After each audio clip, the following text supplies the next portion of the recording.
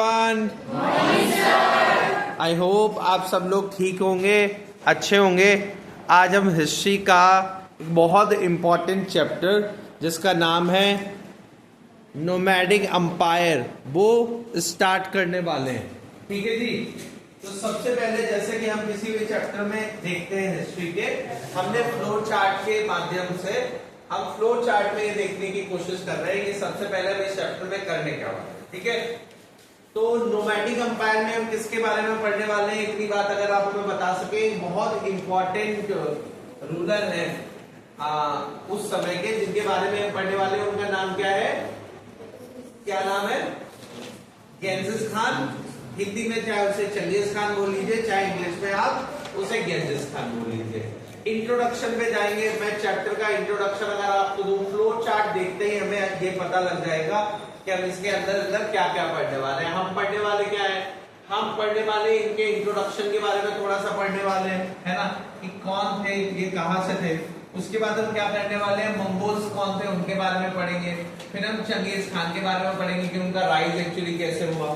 उसके बाद पढ़ेंगे इनकी अर्ली लाइफ मतलब शुरुआत की लाइफ इनकी कैसी थी। तो उसके बाद इन्होंने एक मंगोल की कॉन्फेडरेशन बनाई। कॉन्फेडरेशन मतलब लोगों को, कई सारे मंगोल्स जो अलग अलग ट्राइबल ग्रुप थे उन्हें जोड़ के एक बनाया, है ना। उसके बाद इनकी मिलिट्री स्ट्रेटेजी के बारे में पढ़ेंगे। अच्छा, इससे पहले मैं पूरे फ्लो चार्ट में जल्दी जल्दी जाऊं, आप मुझे एक बात बताइए। आप मुझे बात ये बताइए कि हम हिस्ट्री क्यों पढ़ते हैं? कुछ सीखने के लिए पढ़ते हैं। हम पहली क्लास से डिस्कस कर रहे हैं कि हम हिस्ट्री क्यों पढ़ते हैं, है ना। Why do we study history? हमने अपने पहले पेज में भी ये बात लिखी।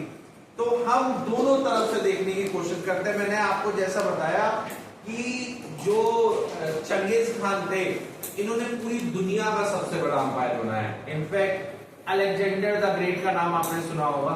अलेक्जेंडर से भी काफी बड़ा अंपायर इनके पास था, है ना।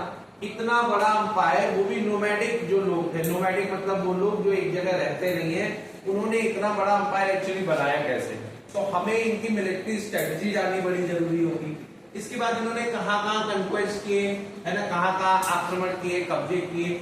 उसके बाद कहाँ एक्सपेंशन किया, उसके बारे में जानेंगे। और हम क्या जानेंगे? हम ये जानने की कोशिश करेंगे कि इन्होंने सेंट्रल एशिया में कहाँ कैंपेन किए। उसके बाद पर्शिया और यूरोप में कहाँ कैंपेन किए। उसके बाद इनका एडमिनिस्ट्रेशन और गवर्नेंस के बारे में जानने की कोशिश करेंगे। एडमिनिस्ट्रेशन और गवर्नेंस जैसा आप जानते होंगे, हर जगह जब भी कोई सिस्टम होगा, राजा जहां पे होगा या गवर्नमेंट का सिस्टम है, वो एडमिनिस्ट्रेशन तो करेगी। एडमिनिस्ट्रेशन मतलब डेली बेसिस पे आप जो कुछ कर रहे हैं, है ना, रूल करने के लिए। उसके बाद एक बड़ी इंपॉर्टेंट सी बात इसमें देखेंगे। अब जो भी ये पेन से कर रहे हैं, इसकी आवाज आ रही है, मेरी रिकॉर्डिंग में इंटरफेयर हो। लीगल कोड के बारे में देखेंगे। ऐसा क्या होता है लीगल कोड? इन्होंने एक नया लीगल कोड बनाया, उसके बारे में देखेंगे। ट्रेड एंड कॉमर्स, आप सब जानते हैं ट्रेड एंड कॉमर्स क्या होता है। मंगोल्स के टाइम ट्रेड एंड कॉमर्स के बारे में देखेंगे। फिर जहां जहां इन्होंने कब्जा किया, वहां पे इन्होंने कल्चरल एक्सचेंज में क्या किया। भाई, जब कहीं पे भी आप कब्जा करेंगे तो कुछ आप उन्हें देके आएंगे, वहां के लोगों से या वहां की ज्योग्राफी के, वहां से कल्चर से आप भी कुछ सीख के आएंगे। सही कह रहा हूं?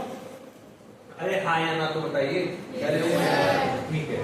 मंगोल अंपायर और चंगेज, इसके बारे में हम जानेंगे कि इन्होंने कल्चरल एक्सचेंज में क्या क्या सीखा। और उसके बाद हम जानने की कोशिश करेंगे successor and division of the umpire. जब ये मर गए, जब इनकी डेथ हो गई, तो इसके बाद इनके सक्सेसर्स ने क्या किया, है ना।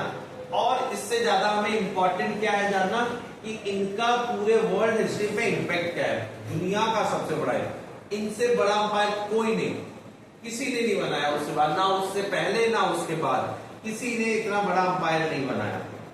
तो आप हमेशा पढ़ते रहते हैं ना, हम रील्स पे देखते हैं, आजकल इंस्टाग्राम पे देखते हैं, सबसे पावरफुल कौन, सबसे शक्तिशाली राजा का नाम, ऐसे ही रील्स बनती है आजकल। तो उसमें आपको देखने को मिलेगा सबसे बड़ा अंपायर जो था वो चंगेज खान का था। इम्पैक्ट क्या पड़ा वर्ल्ड हिस्ट्री पे, ये देखेंगे। उसके बाद इनके डिक्लाइन के बारे में देखेंगे। और बड़ी इंपॉर्टेंट सी बात है, किसी भी इवेंट की या किसी भी पर्सन की लेगेसी हमारे लिए बहुत इंपॉर्टेंट है। लेगेसी मतलब वो चले गए लेकिन हमें क्या सिखा के गए। कंक्लूजन का छोटा सा पार्ट है और हमें जानना पड़ेगा कि आज नोमैडिक एम्पायर का सिग्निफिकेंस मतलब उसके हाईलाइटिंग पॉइंट क्या है। एक बात और सिर्फ करते हैं, वो है इनका इंट्रोडक्शन। तो जैसे मैं आपको अलग अलग कहानी सुना रहा था, आप सब गारो ट्राइब है, अब में से ज्यादातर लोग गारो ट्राइब है, तो आप समझ सकते हैं ट्राइब का जो मेन फीचर है ये नोमैडिक ट्राइब है। तो नोमैडिक ट्राइब मतलब, नोमैडिक मतलब वो लोग जो एक जगह नहीं रहते, मतलब वो खेती पे नहीं करते, करते भी हैं तो ऐसा कल्टीवेशन करते हैं, ज्यादातर केसेस में नहीं करते, क्योंकि जहां ये एरिया था वहां पे कल्टीवेशन करना नेक्स्ट टू इम्पॉसिबल है।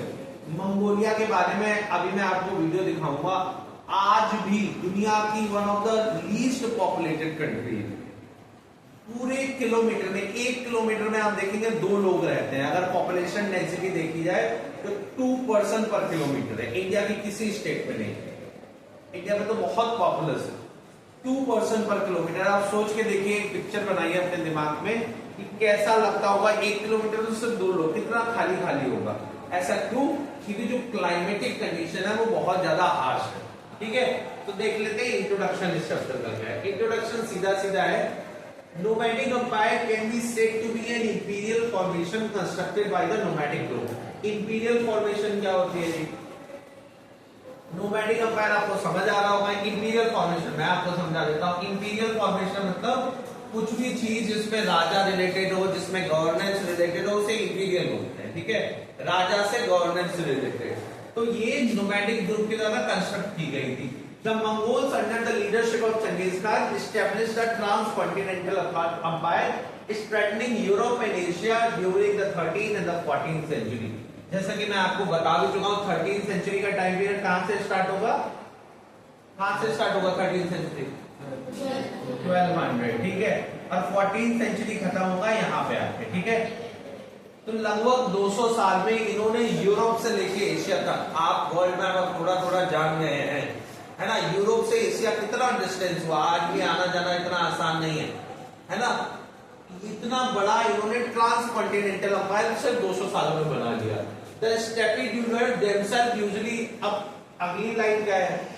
हिस्ट्री में जब भी आप पढ़ते हैं या जब भी हमारे पास सोर्सेस होने चाहिए, बिना सोर्सेस के तो आपकी किताब में नहीं लिख सकते, है ना। बिना सोर्सेस के आपके लिए कुछ हम कर नहीं सकते। तो सोर्सेस की बात क्या है कि जो ये लोग हैं इन्होंने तो बहुत ज्यादा कुछ नहीं लिखा, तो हम इनके बारे में जानते कैसे हैं?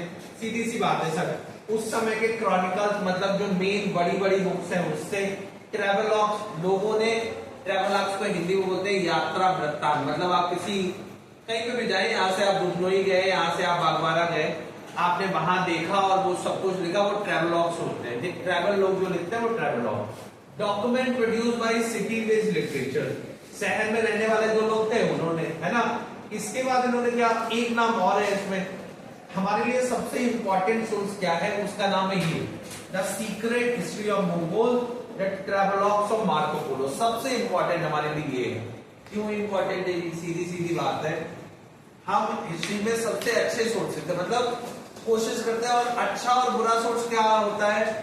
अच्छे सोर्सेज का मतलब वो इलाबोरेट होते हैं, आप उन्हें क्रॉस वेरीफाई कर सकते हैं, आप उन्हें प्रूव कर सकते हैं। ठीक, तो हमें क्या देखना है? एक बात मैं सिर्फ आपको लास्ट में और कहूंगा कि ये जो सोर्सेज है ना, जितने भी सोर्सेज के मैं आपसे बात कर रहा हूं, वो इन लोगों के लिए बहुत इग्नोरेंट है, क्योंकि इन्होंने तो लिखा नहीं। मैं हिस्ट्री में बहुत, अगर मैं आपसे कहूं एक बड़ी रिटोरिक से छोटी सी कहानी आप सुनेंगे, आपको मजा आएगा। आप जंगल में शिकार करने गए, आप जंगल में शिकार करने गए, ठीक है, और मान लीजिए आप में से कोई, हम लेट कर लेते हैं, ऐसा ट्रेडिशन है, मैं आपको कहानी सुनाने के लिए एक ऐसा शेर बताता हूं जो बोल लेता था, जिसमें बात करने की एबिलिटी थी, वो ह्यूमंस की आवाज में बात कर सकते थे। आप गए हैं शिकार करने, आपने एक शिकारी है ना, आपने शेर को मार दिया, ठीक, तो आप अपने डायरी में क्या लिखेंगे उस शाम कि आज मैंने बहुत ब्रेवरी का काम किया, मैंने एक शेर मारा, यही लिखेंगे। शेर को मारना आसान नहीं होगा, सही कह रहा हूं, है ना। लेकिन आप सोचिए शेर की फैमिली उस रात अपनी डायरी में क्या लिखेगी? क्या वो ये लिखेगी कि एक शिकारी आए थे, उन्होंने बहुत ब्रेवरी का काम किया और शेर को मार दिया? उनके घर पे तो डेथ हुई है ना, सीधी सीधी। तो इसे हिस्ट्री में क्या कहते हैं? कौन हिस्ट्री लिख रहा है?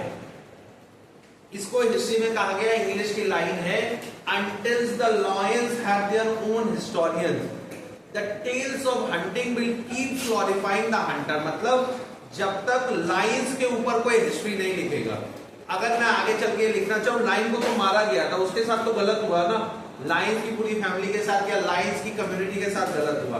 तो आप सोचो अगर मैं लाइंस के पर्सपेक्टिव से लिखूं तो गलत हुआ, बिल्कुल गलत हुआ, उसकी डेथ हुई। हंटर के पर्सपेक्टिव से लिखूं तो उन्होंने ब्रेवरी का काम किया। सेम इस केस में हो रहा है कि कौन हिस्ट्री लिख रहा है वो हमारे लिए इंपॉर्टेंट है। इतनी बातों पर हम रुकेंगे। Thank you very much.